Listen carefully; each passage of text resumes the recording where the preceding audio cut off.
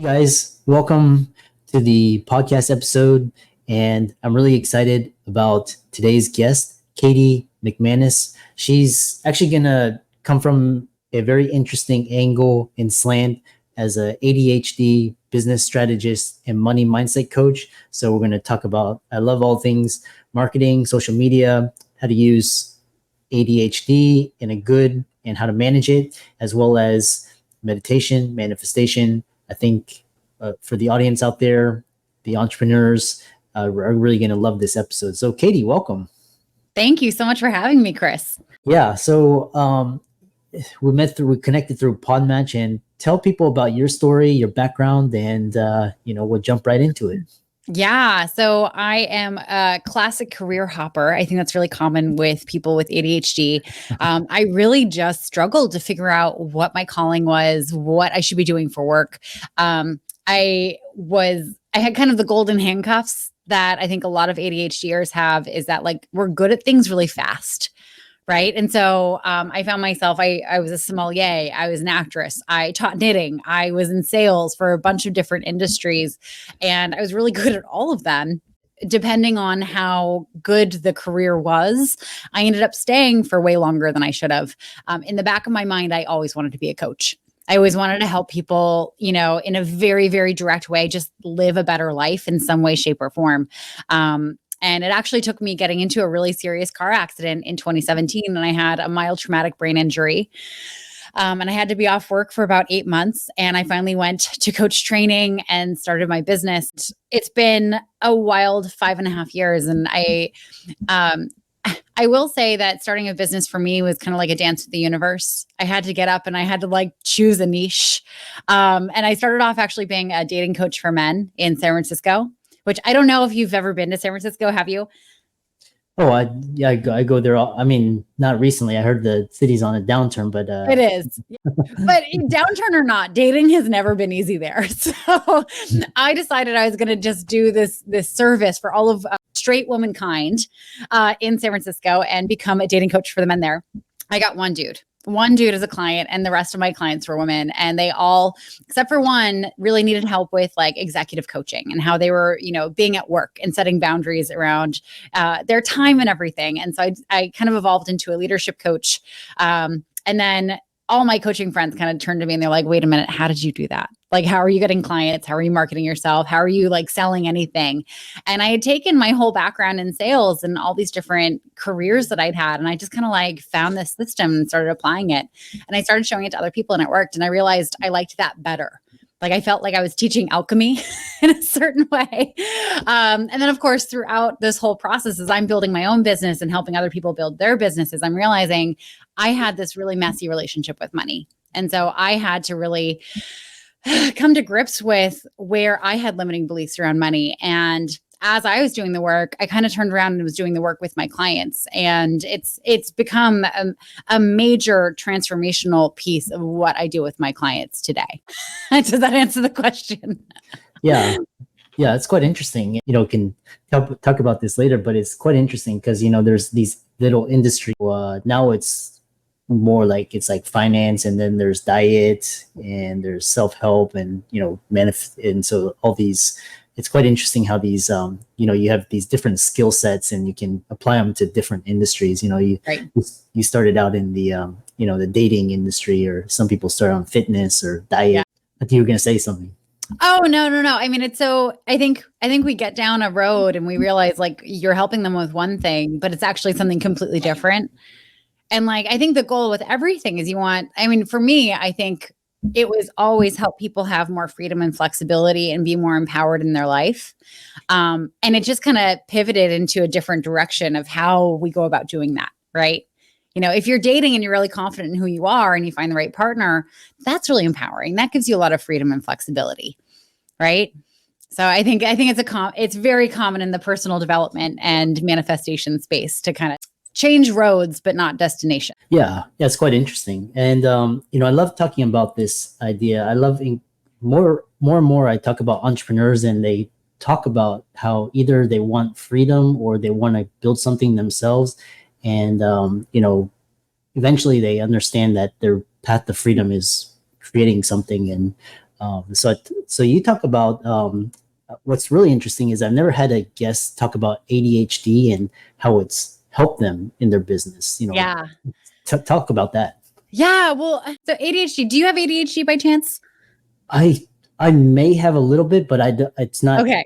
Yeah. So you would be very confident if you did. So folks with ADHD, like we talk a lot about the weaknesses of ADHD, like very distracted, might have a hard time regulating emotion, jumping from things. But like the cool thing about people with ADHD is we go through these really like deep periods. They could be long, they could be short, of hyper focused, right? We get hyper fixated on a specific topic or just an interest, right? We then kind of burn out on that interest usually, and then we move on to something else, but we don't lose that knowledge, right? So for instance, like one of the most pivotal careers that I ever had that has helped me to this day, more than anything else I've ever learned, was honestly teaching knitting. Right. Because, I was teaching beginning knitting. So basically people were coming to me with 2 sticks and a piece of string and being like, cool, how do I make this into fabric? And I'd have a group of like 8 to 10 women, usually women. There were no dudes in my class. They were welcome if they ever wanted to sign up.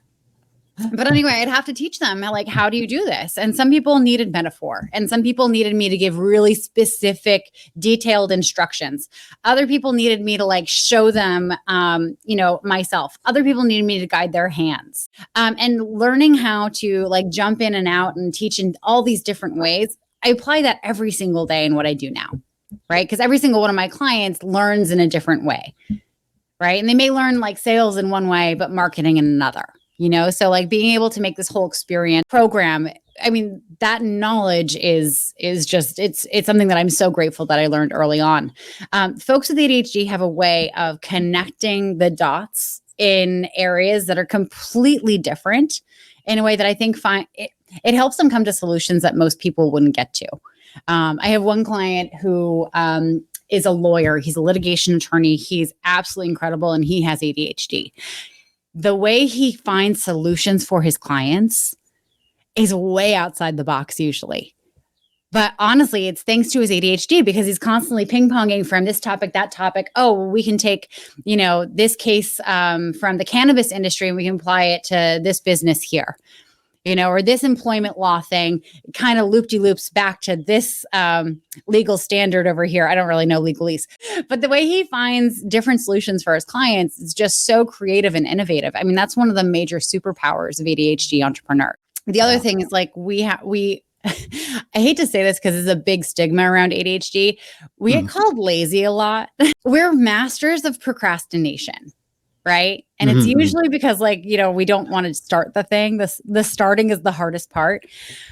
But what ends up happening is we find really clever ways to do things in shorter periods of time more effectively.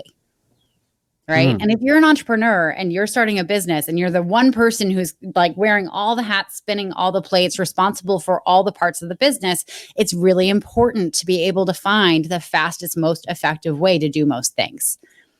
And that's when ADHD person becomes an entrepreneur and finds ways to tap into those powers, that is where they become unstoppable. Yeah, it's quite interesting. And so, that brings, a lot of entrepreneurs, they have some component of like, some of them I talked to, they have Asperger, and then some of them, are afflicted with bipolar, but like there's like these extreme periods of like super focused and like really creative ideas, and then they just have to manage the ups and downs. It's really interesting. This ADHD basically ping in different, make new connections in faster ways. Perfect for entrepreneur. One question is from the audience. It's like a medical audience, and they talk about ADHD, and so for example, meditation, stress management, and manifestation. Without medication, and how that you can tap into that ability. Yeah. So I think for everyone with ADHD, it's different, right? For me, meditation works really well. I'm a practitioner of transcendental meditation. I have been since college, on and off throughout the years.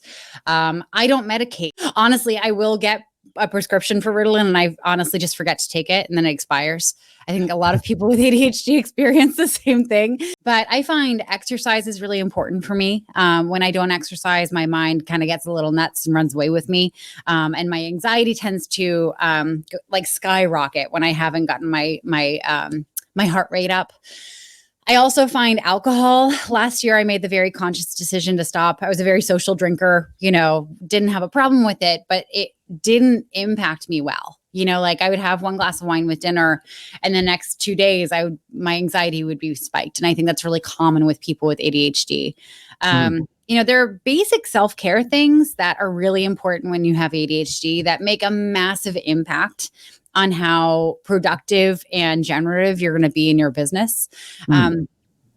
And I think the combination is different for everyone, but it kind of follows like the same guidelines. So like movement is one, time in your own mind, whether it's meditation or going for walks in the woods or doing a hobby, that is going to be really important as well.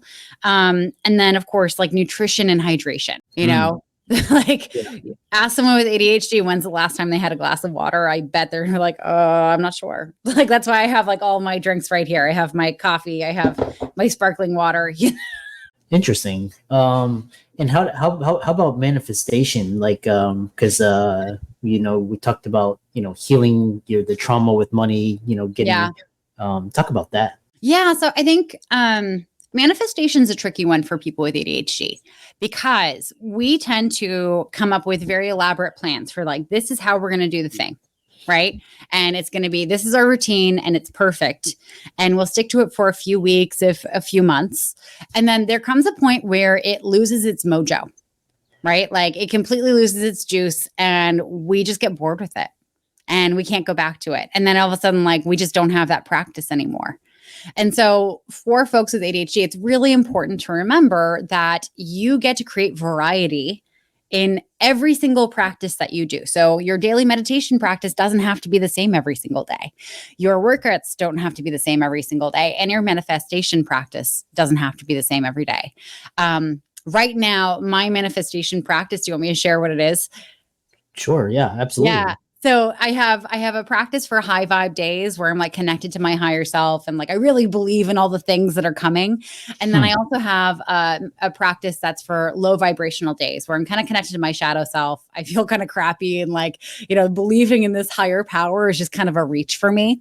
And so on high vibe days, what I'll do is I'll make a list of everything that I'm calling into my life, in all different categories, from love life to money to, spending time with family to my home.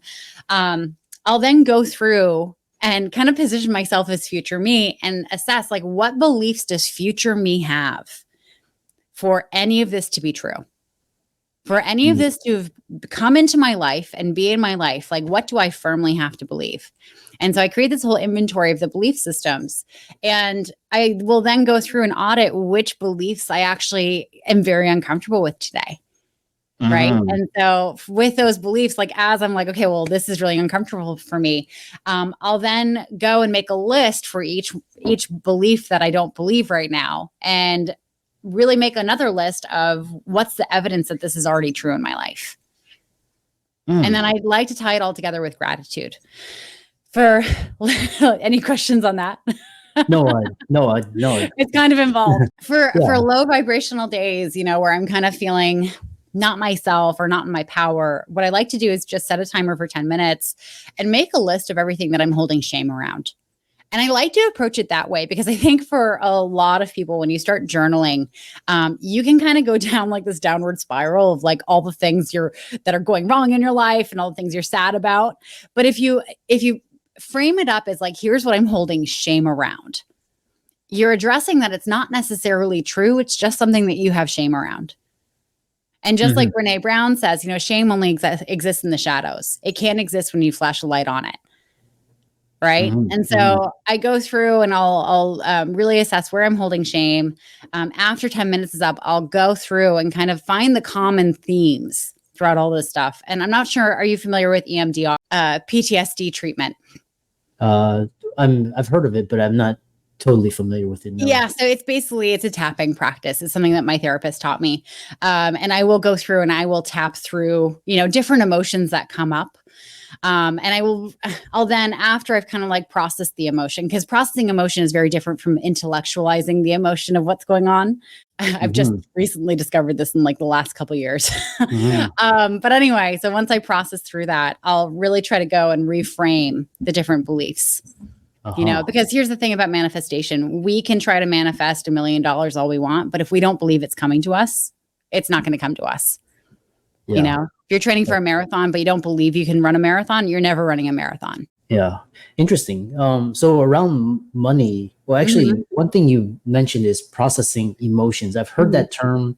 And what does that mean? What does that entail? What does it feel like? I'm very curious. Yeah. So like the difference between processing emotion and intellectualizing emotion. So like maybe you had a friend from high school who like stopped being your friend at some point. And, to make sense of it, you intellectualize it. You're like, oh, well, maybe like, we had different interests, or maybe they were jealous, or this happened or that happened. And you kind of like make up a story in your head to make sense of it. That's not actually processing the emotion of like the grief of losing a friendship. Right. And so when you have emotion in your body that you're not actually letting move through, it just kind of gets bottled up. Right. And it creates all these massive blocks. And it basically like you start then adding different belief systems to it. And you use it as evidence that like you can't get what you want. Right. Friends won't stick around. And how we do one thing is how we do everything. So oftentimes like the beliefs we hold around relationships are what we also apply to money. Right. So if people won't stick around, money's absolutely not sticking around.